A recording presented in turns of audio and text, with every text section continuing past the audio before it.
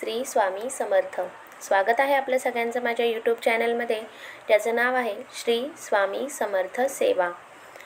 मंडळी, आता चालू आहे पितृपक्ष. इथून मागच्या व्हिडिओमध्ये मी आपल्याला पितृदोष कसा ओळखायचा, पितरांची सेवा कशी करायची, पितरांसाठी कोणत्या वस्तू दान करायच्या, या सगळ्याबद्दल माहिती सांगितली आहे.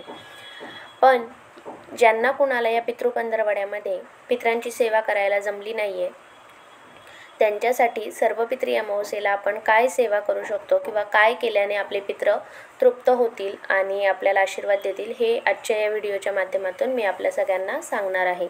पितृपक्षामध्ये सर्व पितर किंवा जे मृत झालेले व्यक्ती आहेत ते जमिनीवर किंवा या पृथ्वी तलावर आलेले असतात असं मानलं गेलेलं आहे.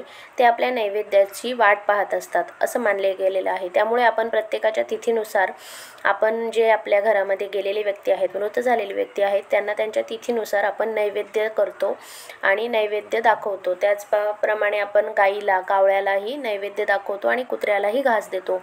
तसेच त्याच पद्धतीने ज्यांना कुणाला तिथीप्रमाणे काही अडचणी आल्या असतील, ज्यांना कुणाला तिथीप्रमाणे श्राद्ध घालणं शक्य झालेले नसेल, काही अडचणी आलेल्या असतील, काही घरामध्ये काही अडचणी असतील किंवा काही प्रॉब्लेम आले असतील, त्यामुळे तिथीप्रमाणे ज्यांना हे श्राद्ध घालणं शक्य झालेलं नाही आहे, त्यांनी सर्व पितृ अमावस्येच्या दिवशी त्यांचं जे काही श्राद्ध आहे ते करावं.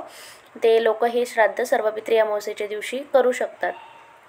त्याचप्रमाणे आपले हे पितर पृथ्वीवर येतात आणि आपल्या नैवेद्याची वाट पाहत असतात. त्यामुळे ज्यांना जमत नाही त्यांनी आपल्या पितरांना सर्व पितरीच्या दिवशी नैवेद्य नक्कीच दाखवावा.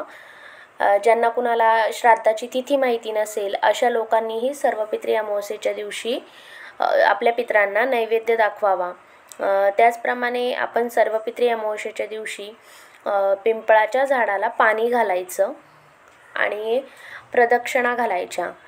प्रदक्षिणा घालताना आपल्याला ओम नमो भगवते वासुदेवाय पुरुषोत्तमाय नमः या मंत्राचा जप करायचा आहे. सर्व पितरीच्या दिवशीच आपल्याला हे करायचं आहे. पिंपळाच्या झाडाला पाणी घालायचं आहे आणि ओम नमो भगवते वासुदेवाय पुरुषोत्तमाय नमः या मंत्राचा जप करायचा आहे.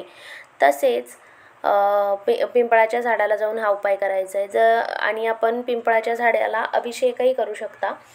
तर आपल्याकडं छोटं मातीचं भांडं असेल, आपण संक्रांतीला वगैरे वापरतो, किंवा छोटं मातीचं भांडं, सुगडं म्हणतात त्याला, किंवा संक्रांतीला वगैरे जे वापरतो छोटे भांडे त्या मातीचे, ते घेऊन त्याला छोटंसं एक होल करून त्यामध्ये पाणी भरून घ्यायचं आणि पिंपळाच्या झाडाला ते वरती असं थोडंसं टांगून द्यायचं किंवा थोड्याशा वरती ठेवायचं, जेणेकरून पिंपळाच्या झाडाला अभिषेक जाईल आणि अभिषेक होईल. अशा पद्धतीत ते जो काही मातीचं भांडं आहे ते आपल्याला पिंपळाच्या झाडावर ठेवायचं आहे. आणि त्याचप्रमाणे आपल्याला पिंपळाच्या झाडालाच प्रदक्षिणा मारायच्या. ओम नमो भगवते वासुदेवाय पुरुषोत्तमाय नमः या मंत्राचा जाप करायचा. अभिषेक होईल अशा पद्धतीत ते भांडं लावायचं आणि प्रदक्षिणा घालायच्या. त्याचप्रमाणे आपल्याला या दिवशी गाईलाही घास द्यायचा आहे, कावळ्यालाही घास द्यायचा आहे आणि कुत्र्यालाही घास द्यायचा आहे. अन्नदान करायचं आहे. ज्यांना शक्य आहे त्यांनी अन्नदान करा. मागच्या व्हिडिओमध्ये मी सांगितलेलंच आहे, अन्नदान करायचं आहे किंवा ज्या गोष्टी आपल्या पितरांना आवडत होत्या त्या वस्तूंचं दान करायचं आहे.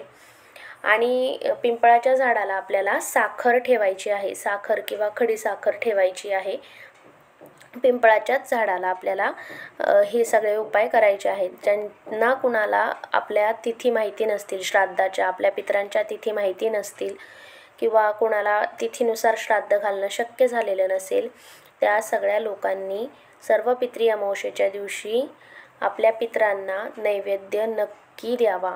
आपले पितर हे वर्षातून एकदाच म्हणजे हा जो पितर पंधरवडा असतो त्यावेळेसच आपले पितर हे खाली आलेले असतात आणि त्यावेळेस आपल्याकडे संधी असते आपल्या पितरांना आपल्या पितरांना त्यांच्या मनाप्रमाणे नैवेद्य द्यायची किंवा आपल्याकडे संधी असते आपल्या पितरांना संतुष्ट करायची आणि तृप्त करण्याची. त्यांचे आशीर्वाद आपल्यासाठी देवाप्रमाणेच खूप महत्त्वाचे असतात. त्यामुळे पितरांना आपण हे सगळं केलं पाहिजे, त्यांचा नैवेद्य त्यांना दिलाच पाहिजे.